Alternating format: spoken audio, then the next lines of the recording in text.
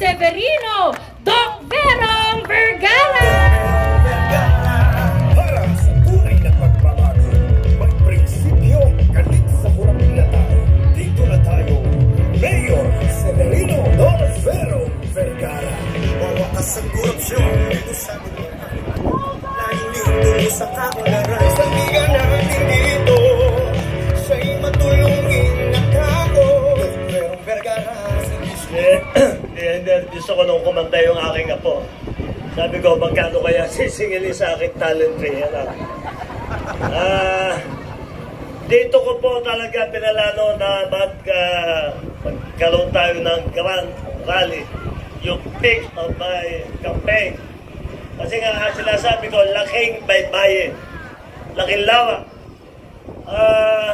Yan po ay hindi ko po kinaiyak. Pero noong araw na ako'y nasa high school, alam na alam nila pagka sinabi mong gawin taga-barangay, laking lawa. Medyo nagigintab ang mga kutis na medyo maitim, medyo brown, diba?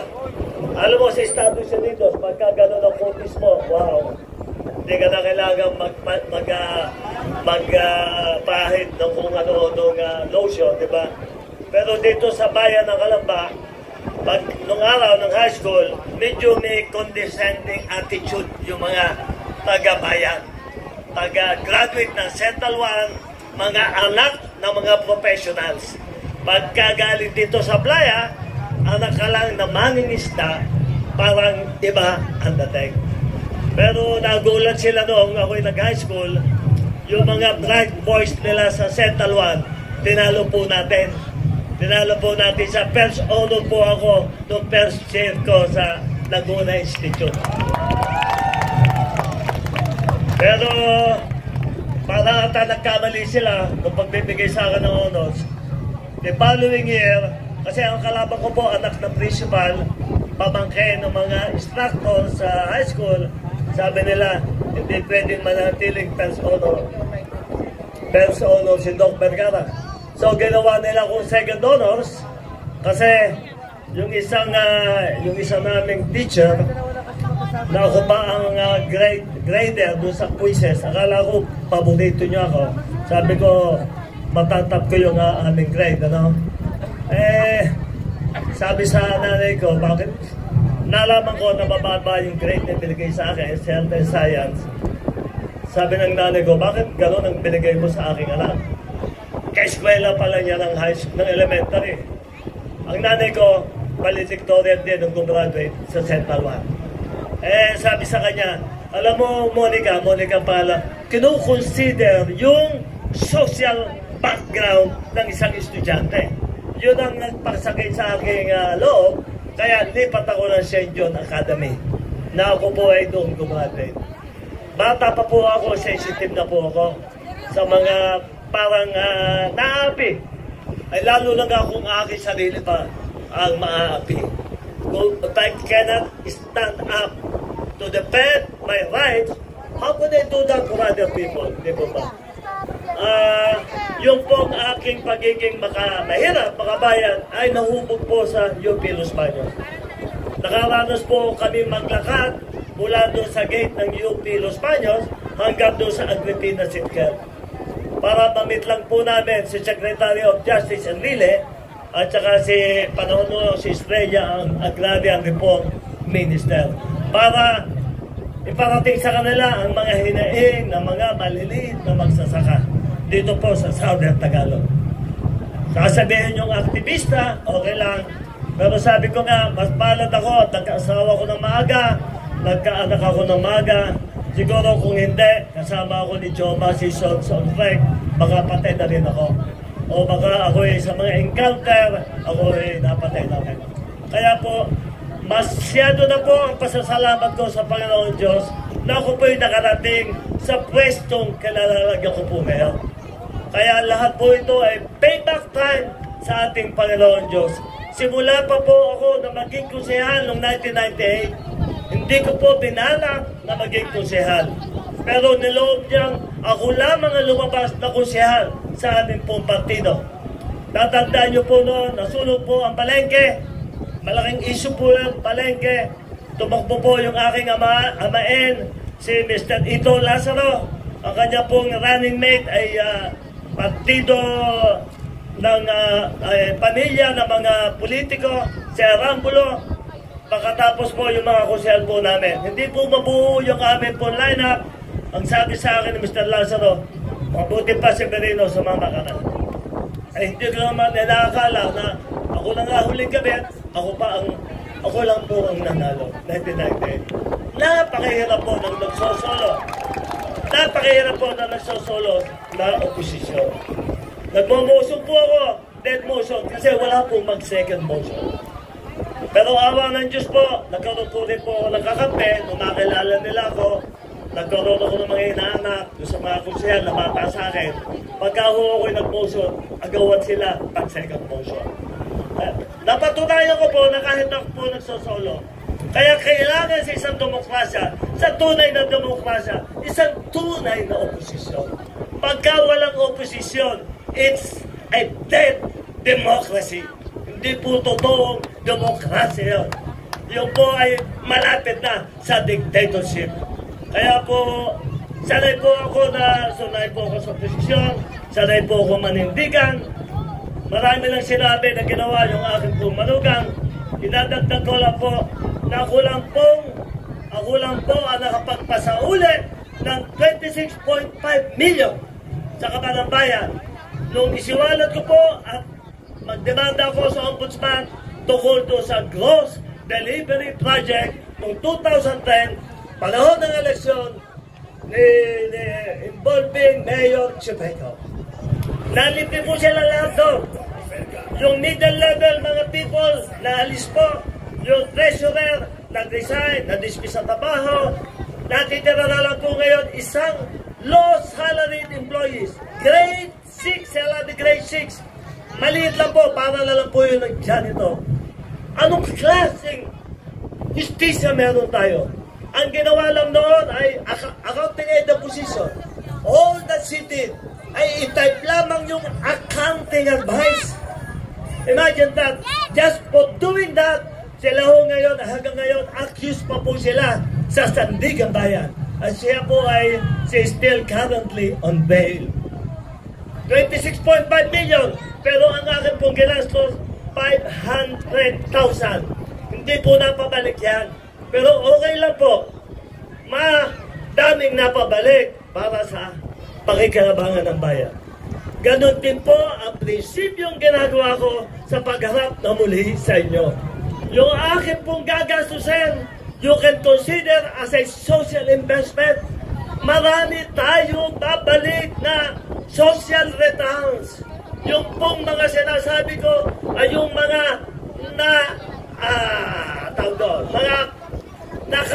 nakakamkam na yaman nila ng mga liderato ngayon at noong pang nakaraan, ng bilyong-bilyong piso. At saka yung sa kawalan ng tabas sa paggastos ng pera na wala naman pakikinabangan ng bayan. Tulad ng pagkuha ng JO, Job Order Employees. Tawag ko nga, Job Only Employees, Ghost Employees. At yung pagbibigay nila ng papasko, tuwa-tuwa tayo, nabigyan tayo ng 1,500. Hindi ba? Tinuos ko po yun. Sa loob ng 3 taon, nagbigay sila, mahigit na 1 bilyon na kanilang tinubo. Ha? Doon sa JO, yung kanilang ginasto sa JO, 1.7 billion sa loob ng 3 taon. Sabi ko, dapat 1.5 billion lang. Ay di 1.2 billion yung waste. Alam nyo ba ba, sa 211 na JOs in 2022, 1,143 po doon ay ghost employees. Kasi po, kung makikita po nyo yung unlimited PhilHealth premium of 6 million. 6,856,498 and 93 centavos. Exact yan up to the last 2 decimal points. Galing kasi yan sa COA report. Ang annual premium doon po sa ang sweldo ay 10,000, below ay 5,000 lang po. So kung 12 months, i-divide mo yung 6,800,000 something. That's 1,143 gross employees. Saan na papapunta yung sweldo nila? Tanongin nyo sila. Mayor, mga konsehal, sila ang pumipirma doon, sila ang nag-nominate. Hindi ba? Ina-approve ni Mayor, dumadaan siyempre lahat sa kanya. Hindi ba? Ano ang pakinabang ng syudad, ng mga mahirap doon sa 1.5 billion? Inassume ko yung 200 million ay para doon sa mga totoong nagtatrabaho. Yung mga mag-uwalis, yung mga yung ulanit alawin na traffic enforcers. Bata sa akin, mag-16, mas matanda pa sa akin tingnan kasi bilang sa araw. Sabi nila sa akin, boss, 20 taon na ako dito, gusto ko ng mag-retire. Sabi ko, magkano tatanggapin mo? Retirement? Wala! Kasi J.O. kawawa naman. Yung mga driver ng truck, yung mga katulong niya sa pagkakarga ng garbage, Diyos ko, mahawa ka. Pag nakausap ko, nakatunganga, nakanganga. Iboto mo ka ako. Pagka ako'y lumabas, meron ka retirement benefits. Ang garbage natin budget, 500 million. Dati po, 300. Balita ko, dinagdagan pa ng 100 million. Alam niyo ba, paano siya nagdagdag? Ang paghahakot ng basura ay 3 times a week, 3 days. Ngayon, dinagdagan nila, dinoble nila yung budget. Ngayon ay once a week, 1 day. Bakit gano'n?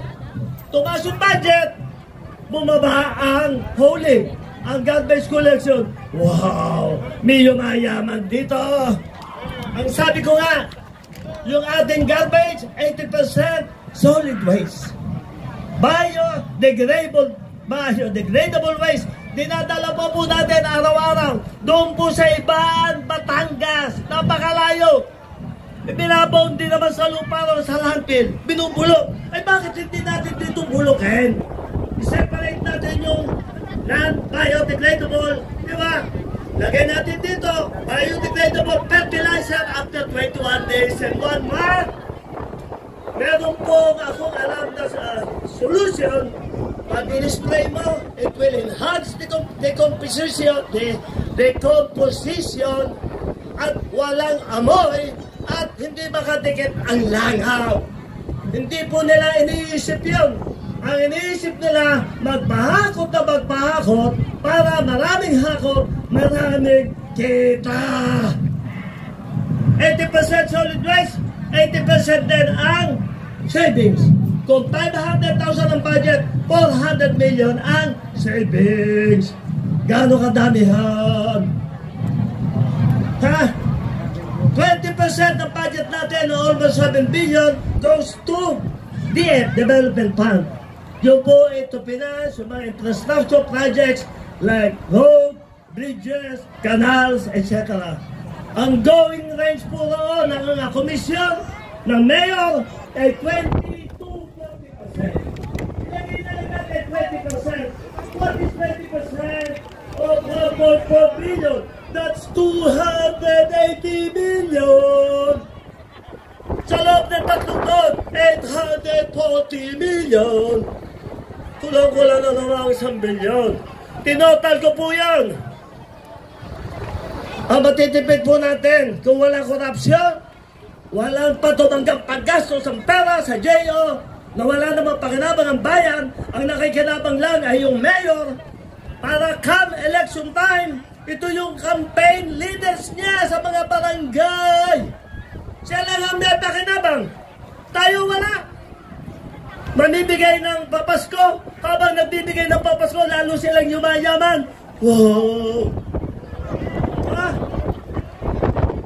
Sabi nila, sabi ng isang mayor, nakapatido niya, ex-mayor, yun yung gusto sa aseso, gusto 50 million, sabi ka pare, aman yan. Manap ka na yung kontrakto, yung nakakita ko ng 10 million, hindi wala sa nagawa. Nakatipid ang bayan ng 40 million. Siya ho ngayon ay sumusuporta doon sa President Tayo. Alam mo, ay sabi niya, pabayaan na natin makagraduate si Rose Rizal. Baka rin. Ako nga binigyan ng papasko. What is donation? Binigyan ka ng papasko, 1,500. Yun doon sumunay, kapwa mo politiko. Ha? Na kumita, mas malaki pa, kinita, kaysa binigay sa atin. Yung pinapasko sa atin, yung mga dilata, ha? Yung mga on sale, yung malapit na mag-expire, yung gusto nila ibigay sa atin, at hindi yung gusto natin na ibigay sa atin. Okay? Pag ako mayor, hindi ko po gagawin yon. Ha? Yung ibibigay ko, yung gusto nyong bilhin. Okay? Fresh fish, fresh vegetables, fresh meat. At hindi na kailangan pang ang GSO ang makapamimili. Ang GSO, #1 source of corruption in the City Hall. Hindi mangyayari yung corruption na yan kung hindi sama-sama sila. Ang mayor, ang GSO, National Office, Budget Office, lahat po yan. May kinalaman na rin po ang sanggunian. Kasi dumadaan lahat sa kanya yung approval ng project at mga budget. Alam niyo naman po yun. Di ho ba? Kung kurap ang mayor, ang nasa ibaba, lahat kurap. Wala ka natatakutan. Wala na nagtatabaho. Ay kumikita nga naman yung iba, walang trabaho. Kaya pati yung permanent employees, nawawala na ng mahal. Yung mga dating masisipag, tinatamad ng gumawa. Kaya ang daming project na sususpend ang implementation. Kulang sa site development studies. Mga right-of-way problem kung ano-ano. Mabubuting mga kawani po yan. Kilala ko po yung mga bata sa engineering office. Hindi ko malam, bakit kayo ganyan ngayon? Demoralize na kasi. Sinisira yung time, yung, tawag doon, yung pepres mo lang na ganyan sinisira nila. Nilalagyan ng tubig na kung ano-ano. Ganyan na nangyayari po sa City Hall. Lahat ay gustong kumita. Lahat ay gustong kumita. Ay kasi, yung asawa niya ang namumuno, saka yung mga anak. Yung kanyang asawa, si Baby, yung kanyang asawa, si Susan. Nung ako po social welfare officer, kahit na umaga-umaga, alas 9, boss, baka naman pwede sa ako yung model ng new supplies. Wow! Ay, siya nagtatrabaho. Doon siya sa, hindi ko malaman ko sa accounting. May oras ng trabaho, naghahanap buhay ka. Ano ba naman? Ito ba alam ni Ross? Ay palagay ko alam ni Ross. Alam niyo ba si Ross? Noong mag-uusap kami, sabi ko, napakaswerte niya si Ramil. Ha? Uupong governor. Ang naghasik ng seedlings ay si San Luis. Ha? Ang nagpalaki si San Luis. Ang nagambay si San Luis. Ang naggilig si San Luis. Ang nagluto si San Luis. Nung kakainin na, si Romel na kumain. Umupo na lahat. Diba? Alam mo sabi ni Ross, without the wink of an eye. Kaya nga sabi ko sa mag-asawa habang nasa pwesto, mag-ipon ka na ng mag-ipon. Kasi hindi mo alam kung hanggang kailan ka mananatili sa iyong pwesto. Yan ang ginagawa po ngayon ni Mayor Rose Rizal. That is his public service philosophy. Isang dugong bayani, nagkiklaim siya na siya isang dugong bayani. Peke! Bakit? Kung ikaw ay dugong, pero ba dugong bayani, nagnanakaw sa kapalang bayan? Si Rizal ba? Ay, nagnakaw sa kapalang bayan. Iniapot nga siya as I bribe to him na manahimik. Gagawin siyang Minister o Pag-aralan Reform. Hindi siya pumayag. Pinatay. Ayaw siya makipag-cooperate sa Spanish authorities. Yun ang tunay na bayani. Hindi yung bayani. Wala naman siya direct blood link kay Rizal. Eh kung si Rizal ipabalay-balay ito na sa kanyang puntog. He is being very disrespectful sa diwa ng ating pong bayani. Kaya sanay na silang maging disrespectful. Nagtataka nga ako kung bakit balita ko po ay dadalhin siya ng Iglesia ni Cristo. Samantalang almost a week ago, wala pang announcement ang Iglesia ni Cristo na siya dadalhin. Ipinamamalitanan niya. That is a disrespect to the institution. Pagkatapos, sumunod si Timmy. Siya naman ang nagsabi, dadalhin daw siya ng Iglesia ni Cristo. Ay hindi naman totoo. Ngayon ata, yung kagabi, totoo na. Pero what about nung nagdaraan? Hindi ba? Dinisrespect mo yung institution. Bakit pa dinala? Akala ko ako nadadalhin. Pero, di datatismay. Kahit na siya dalhin pa, bakit nung araw? Dinala si Timmy ng Iglesia ni Cristo. Si Timmy nakapwesto. Ay bakit tinalo si Timmy? Kaya ka hindi guarantee na pag dinala ka ni Iglesia ni Cristo ay mananalo ka. Kapag ang bayan na gusto mong pagsilbihan ay paniniwalaan ka, katulad ninyo, walang magiging sagwil para ang gusto nyong leader na maupo ay maupo. Kayo ang tunay na magiging bayani sa eleksyon na to. Nung araw, sabi ko, huwag kayong tatanggap ng pera. Ngayon, practical na po ako.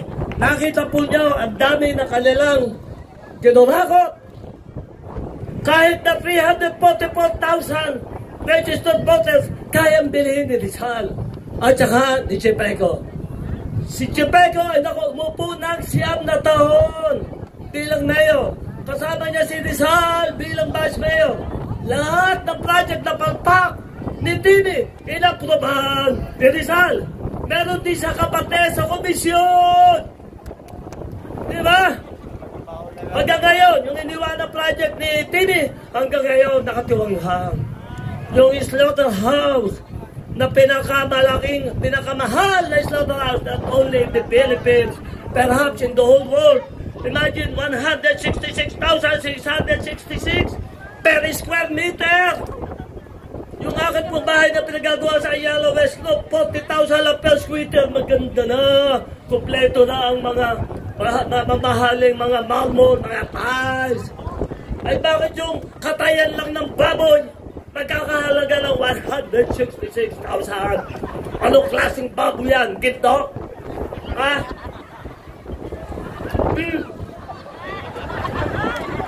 Ang sabi nung sabi ng public information officer, nabasa ko sa Facebook, kaya niya binoboto daw si Rizal ay from 2,000 daw students, itinaas daw ni Rizal ng 5,000 this year.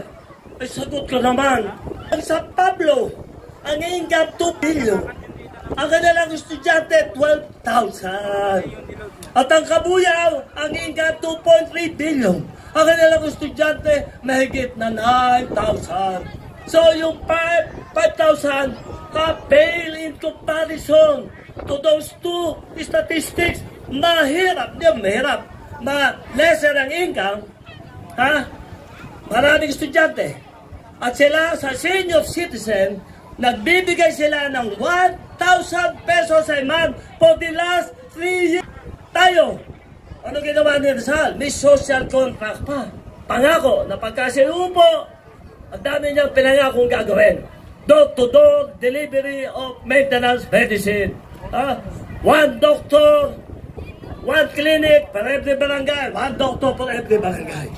At 500 pesos monthly pension for senior citizen. Bakit hindi niya inumpisa noong July 2022? In-approve nila October 7, 2024. Yung ordinansa, nakalagay doon, indigent senior citizen. Pero ibinigay lang nila, hindi ho noong November, December, Pasko, ibinigay nila, mag-e-eleksyon na, April. Ano yun? Nagkataon o tinyempo lang niya?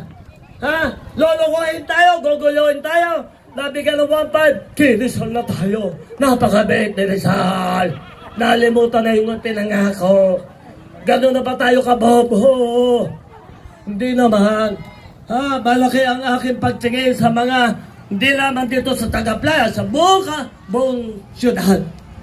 Hindi basta-basta maloloko ang ating mga kababayan, kahit na sila alam nila na sila niloloko, pinagnanakawan, kundi meron si resilient, kahit sa kahit kahirapan, nakakangiti pa rin pag ako'y nagpapatawa. Bilib na bilib ako. Kahit na yung tinitigilan nila eh, hindi mo ba i-describe ang amoy?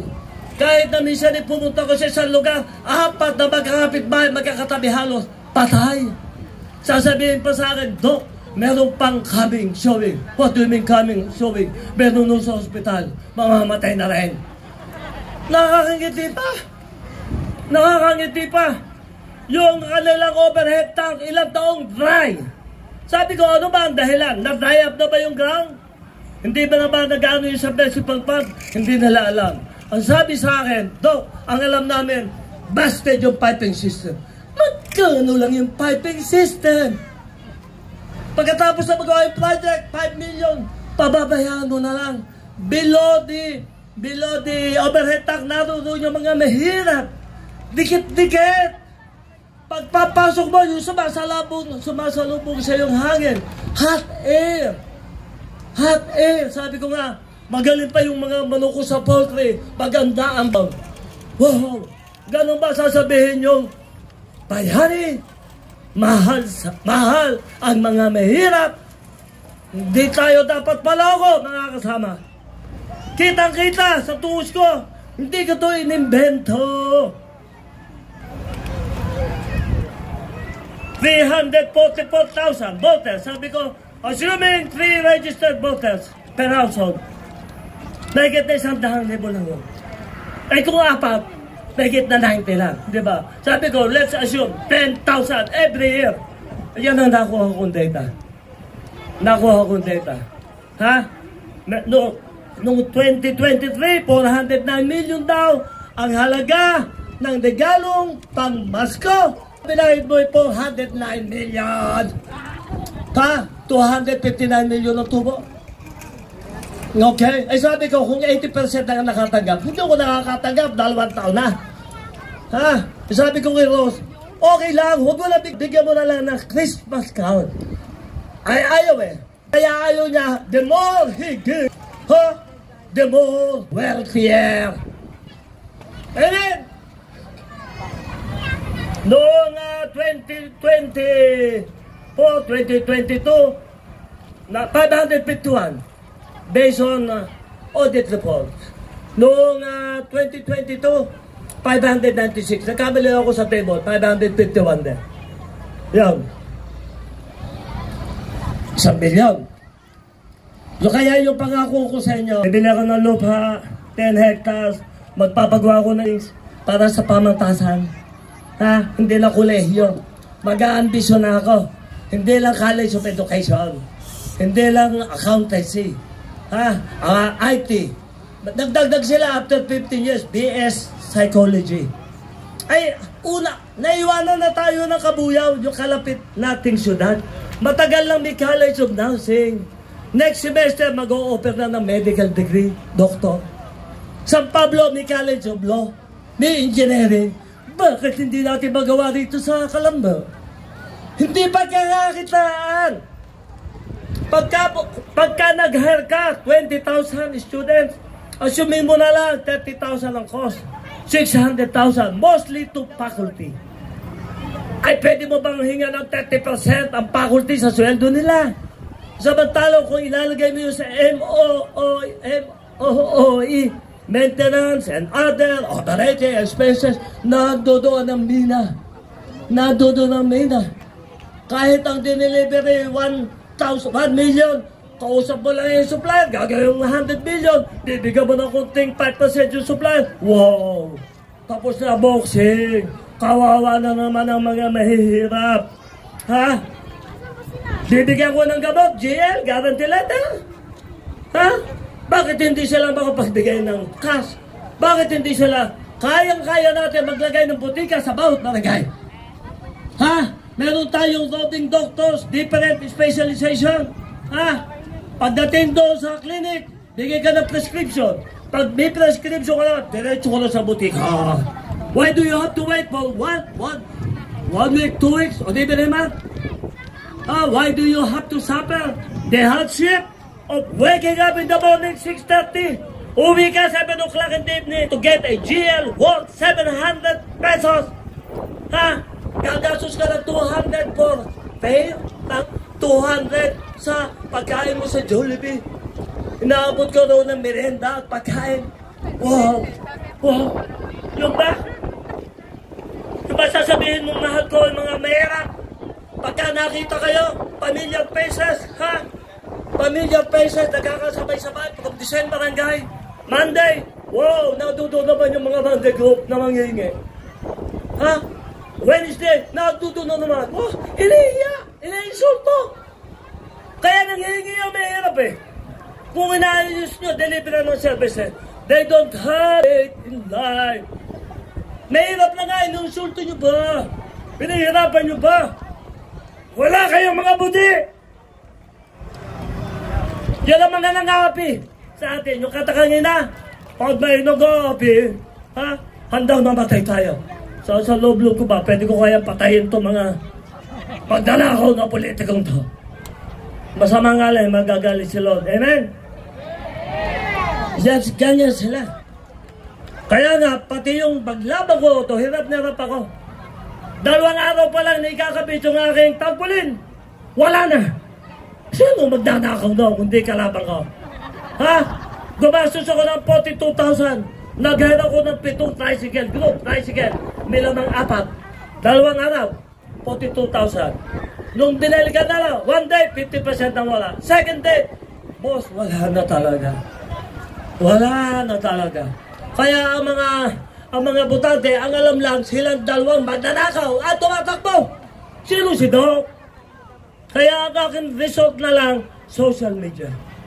Nakatutuwa naman, social media, very effective. Meron yan, yung mga video reels ko, yung mga tables na yan, 473 views, 1,000 shares. Ang dami kong kinakabayan, Doc, kilala na kita. Sa iyo ako. Nakilala na kita sa pamamagitan ng Facebook. Wow. Yung aking pinamimigay na booklet, that's my ultimate weapon. Binasa nung isang araw, nandun kami, nag-house to house kami, nagutom kami, kumain kami sa Chowking. May nakita kong 6 na NU students pala mga babae. Ay umorder sila na gitay. Sabi ko, mga nene, would you mind if I distribute my leaflets for you to read? I don't mind if you are not from Calamba. No, babasa mo lang. Pwede ka mag-share. Mga kaibigan mo, teacher mo, tiga Calamba. No sir, we are from Calamba. After na magbasa kami isa, lilapit ako what's wrong. Tumitig yung isa. Sir, pwede ho makahingi ng more copies of your booklets. Ipangangapay niya namin kaya. Wow! Nakakataba naman po ng puso. Ang kalaban po lang natin dito ay yung bilihan. Yung bilihan, naku, may euphemism. Hindi ka bibilihan, magkano ka ba? Gagawin kitang coordinator. Wala ka na may co-coordinate. Basta babayaran ka ng 300, 500. Okay? Pag malaki pamilya mo, ikaw kayo, gagawin na lang 1,000. Ha? Wala ka na may co-coordinate. Di ba? Tanggapin nyo. Nung araw, ayaw ko, tanggapin nyo. Bakit? Biyaya rin ng Panginoon Diyos. Blessing siya. Dumaan lang sa kanya, sinala, binawas yung 3.89 billion in 3 years. Ayun yung i-share lang sa atin that even 5% of their loot. Tapos sasabihin mo, boboto natin siya. Hindi ba tayo, hindi naman tayo tanga, hindi na rin tayo matatanga, matatalino, mga mahirap. Matiisin lang ang mahirap kasi may takot din sa Diyos. Ang mga mahirap, kahit na naghihirap, pangit, kunting joker ko lang, tawa na, wow. Ang kaya lang ako hindi mapatawa sa kanila pag nakikita ko yung mga bata, mga malnourished. Dapat tayo, mga more blessed, dapat mag-exercise tayo ng what I call individual social responsibility. Huwag natin ibigay ang responsibilidad sa city government lang. Kung may magagawa tayo, tumulong tayo sa mga mahirap. Pero dapat unang-una, ang ultimate responsibility should rest with the government. Di ba? Sila nagbabudget for social services. Papayagan pa nila yung batang yan ay mag-5 taon na may permanent brain damage because of lack of nutrition. Hindi ko papayagan yan pag ako naging mayor. Magkakaroon tayo ng nutrition special feeding program for 5 years old. Yung mga walang ginagawa dyan, mabait naman ako, hindi ko sila sisipain. Iyasan ko sila sa mga barangay. Magturo kayo ng complete garbage segregation para makapagtipid tayo ng 500 million. At palusugin natin yung mga bata yan para maging kinabukasan ng bayan. Pag-asa ng bayan. Pwede ka ba maging pag-asa ng bayan kung may permanent brain damage ka? Magiging permanent problem ka ng society. Amen? Kaya kailangan mga bata palusugin, bigyan ng tamang nutrisyon, bigyan ng quality education, patapusin sa elementary, sa college. Key to success, pag-aaral, education. Doon sa sabi ng ating magulang, yan lamang ang may papamana namin sa inyo na hindi mananakaw. Di ba? Kaya ganun, bigyan natin ng pamana ang ating mga kabataan na hindi nananakaw. Na nagagamit nila para sila ma-employ gainfully, magagamit nila para sila makatulong din sa kapwa niya. Amen? Dalawang hospital. Magkano lang yung sa hospital? May 300 million ka na walang overprice. Napakaganda ng building. 6 million lang yun. Ay 3.982 billion. Alam nyo ba, 30,000 mga kababayan natin mahirap. Assuming 100,000 households. National statistics, mahigit na 33%. Living at or below poverty threshold. Kung tayo syudad, sabi ko 30% na lang. 30%, 30,000 households. Yung mga yun, ay bibigyan ko ng 12,000 senior citizen. 1,000 lang. First month pa lang. Pag nalaman ko during the whole month of July, kaya pang bigyan ng 1,000, gagawin po natin. Ay nagawa nung mas maliit na income na syudad, 1,000 eh. Ay di magyayabang naman sa Doktor Gala, gagawin namin 2,000. O, diyon.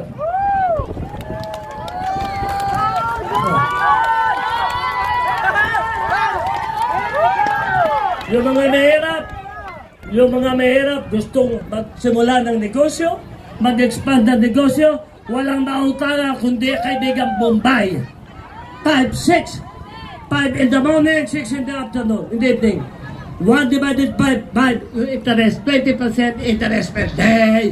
Pagka meron tayo cooperative bank, 12% interest per year. Pag nagbayad ka on time, may interest na may 2%. Pag hindi ka nagbayad ng economic kumita, palalayasin kita sa kalabaw, lumipat ka na lang. Okay? O tanda, sabi ng anak ko, time. Bakit? Ay, ako lang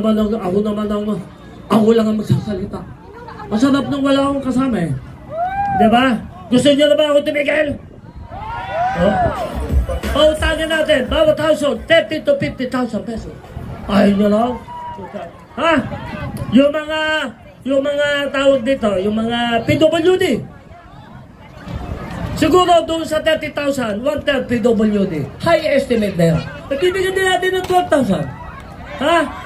Yung mga solo parent na hindi kumikita, iniwanan ng asawa, bibigyan din natin. Pero yung nang-iwan ng asawa for no reason at all, hindi naman lahat, i-evaluate natin kung paano sila naging solo parent. Okay? Alam nyo, yung hindi makapagkukuleyo, papag-aaralin natin, bibigyan natin ng BOCTEC training, 6-month training. Ang estimate ko ng cost, 10,000 for 6 months. Okay? Tinuus ko lahat.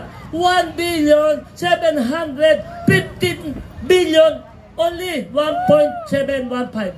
1,715 million. Kung sino na yun? Ay may matitipid tayong 3.982. Nasaan? Savings. Wow, kayang-kaya. Bakit hindi nila ginagawa? Kasi mahirap pagsabayin yung pag-iisip creatively ng mga project that would benefit the masses, especially the poor. Nasa laylayan kung iniisip mo ay kung paano ka kikita. Mahirap pag hindi congruent, hindi yung consistent. Karumihan. Alam nyo ba, karumihan? Nadaanan nyo yung aming kanal. Diyan, sa bypass. Pakita mo, nung dumi. Pakita mo, napakadumi. Kaya ayaw ko na. Kailangan ko kumain ng isda dito. Kahit na ako'y manging isda. Nasaan? Ayan. Tingnan mo yung sobrang kadumihan na yan. Ha?